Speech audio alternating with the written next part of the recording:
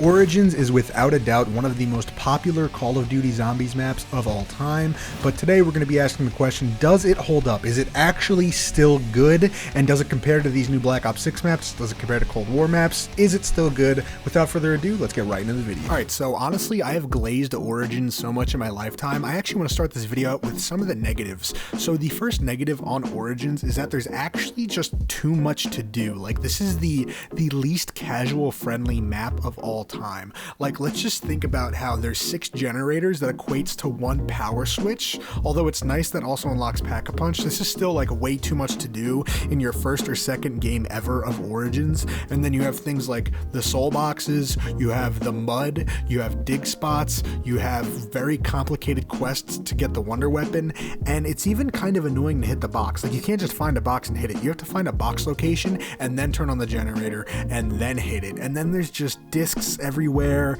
You know, the zombie shield spots aren't easy to find. Like, this is the least user-friendly map of all time for beginners. So another thing I also dislike about Origins is speedrunning this map actually sucks. Like, there's ways that the speedrun could be fun, but even if you're having a great run and you're a skilled player, you have to rely so heavily on RNG in like 3 or 4 different steps that it makes it not even worth it. Like, the amount of times you could have a perfect 20-minute run and then you get to a robot step where you need the correct foot at the right time, you're screwed. And then early on you need a good ice RNG for the ice parts, and if you don't get that, you're screwed. You need the robots to come through at, you know, an optimal time for you to do stuff.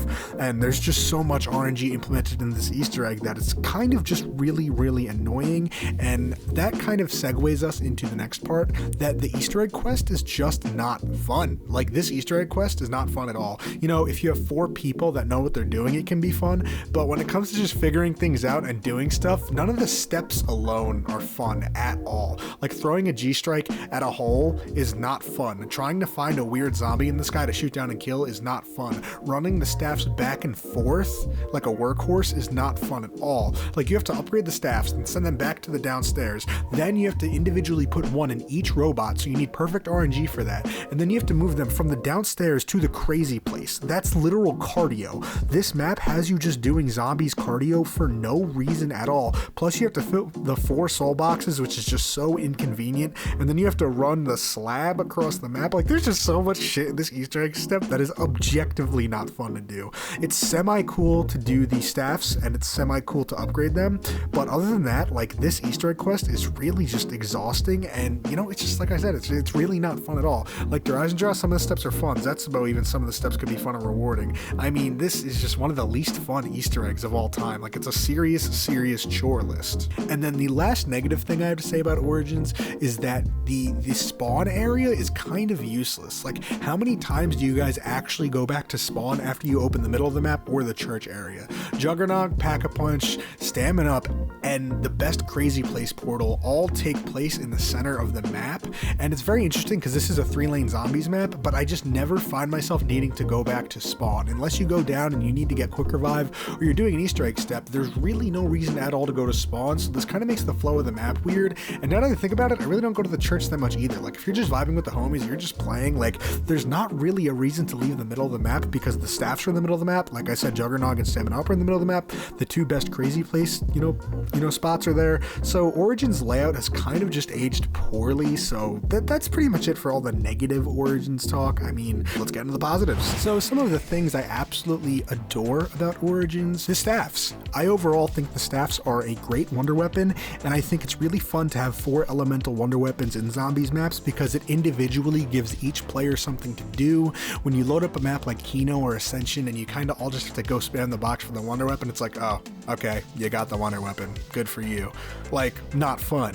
When you load in with the 4 homies and you guys actually like want stuff to do, it could be really fulfilling to have these staff quests, and it's really fun to just be like, I call fire staff, I call ice staff. Like, I've had some of the best times with my boys just, you know, doing staff upgrades and doing bullshit. It's kind of really good for the more intense player. And a lot of my negative things were really, it's just not casual friendly. So I am going to bring up some things that I brought up earlier in more of a positive light, like how the staffs could be something that are great.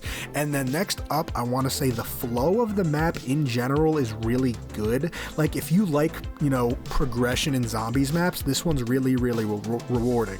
Like, a map like Buried, you kind of just go turn on the power switch and you can get everything done on round 1. Like, with the bank, with the easy to access power switch, you could Pack-a-Punch, do everything you want on round 1, and that's just something that's not possible on Origins. Origins paces you very, very well if you know how to use it, and in a positive way, the generators are kind of awesome because they go hand in hand, and once you turn on all 6, you get Pack-a-Punch, so that just gives you, this certain time frame you have to do stuff, and then after you do that, you get Pack-a-Punch, and then you could start the staff quest, and there's just a very natural progression about Origins that's really, really nice to play for a more skilled player. And another thing I love about this map is the atmosphere. I think they did a really, really good job at simulating the World War I, just trench warfare and this weird, spooky, like, mysterious vibe. Like, the old COD Zombies vibes are really alive here, where it's just freaky and the skybox is really, really magical, and you have fighter jets going at it back and forth, and you have the Panzer Soldat, and just the terrifying armor zombie, coming out of the sky with sirens blaring is really, really cool.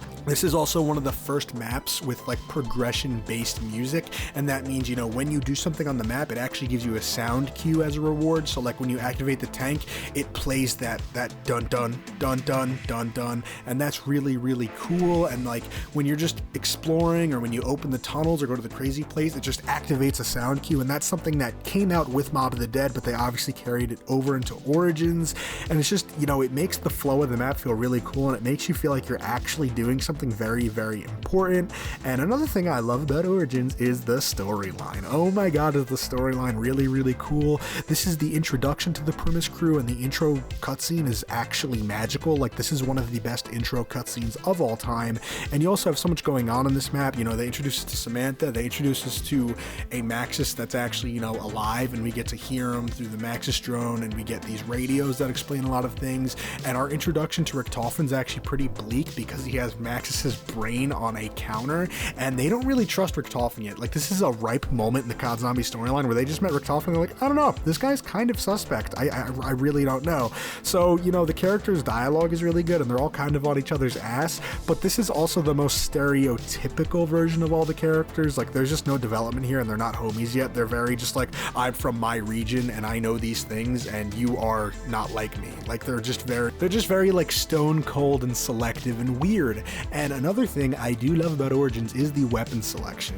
Now, the wall weapons are fantastic on this map. In Black Ops 2, you have the MP40, you have the Tommy gun. Actually, wait, that's Black Ops 3, right? The Tommy gun on the wall? I'm tripping. Either way, both of the boxes on this map are fantastic in either game you played in. Honestly, BO3 is a little bit worse because, the BO3 overall weapon selection isn't fun, but you have map-specific weapons here, and that's really, really cool. You have the MG08, you have the Mauser, you have the staffs. Everything about Origins is just really, really nice, and those guns really fit the vibe, and I think the Pack-a-Punch camo is fantastic. And I think the Mauser is like a really, really important thing to have on Origins. Like, this upgradable pistol that kind of becomes a ray gun Mark II and also enhances the movement. Like, for BO2 speedrunning, you could really navigate through the mud and do really, really cool things with the Mauser. So I just think the weapon selection and the Pack-a-Punch camo and everything about that vibe is really, really nice, and I do appreciate that Origins really has its own thing. Like, Origins, it's not one of the only maps that does this, but it's one that does it really well, that it separates itself from the others when it comes to vibes. Like, the Black Ops 2 Green Run maps are all more or less the same. Die Rise, Transit, and Buried are all like, this is the same flavor. When you hop on Origins, you're getting something that kind of feels like a movie. Like, they went for the cinematic aspect, and a lot of the BO3 maps have this, but BO2 was really the first one to have it, and Origins was the first one to have it with the Primus crew, because I can't lie, Mob of the Dead feels like a movie. You literally have the all-star cast, so I can't credit Origins for being the first map to do this,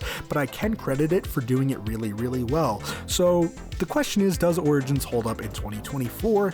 And to me, I think it does. I think it compares really well to modern maps. I think Black Ops 6 is doing stuff really well, but I think when it comes to OG style of zombies, I still think Origins is the cream of the crop. I would take Origins and then maps like Garad Grovey and Der Eisendrache, even Zetsubo and Shadows of Evil. Like, these are some COD Zombies maps that are really like 10 years and older, which is crazy. That makes me like Captain Unk status, which is insane, but I think Origins holds up fantastically. But I think for a newer player to hop on and play like BO2 Origins, it'd be a little daunting of a task, and it wouldn't be fantastic.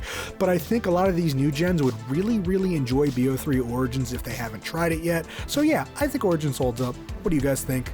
Thank you so much for watching. I appreciate it. I'll see you in the next one. Peace.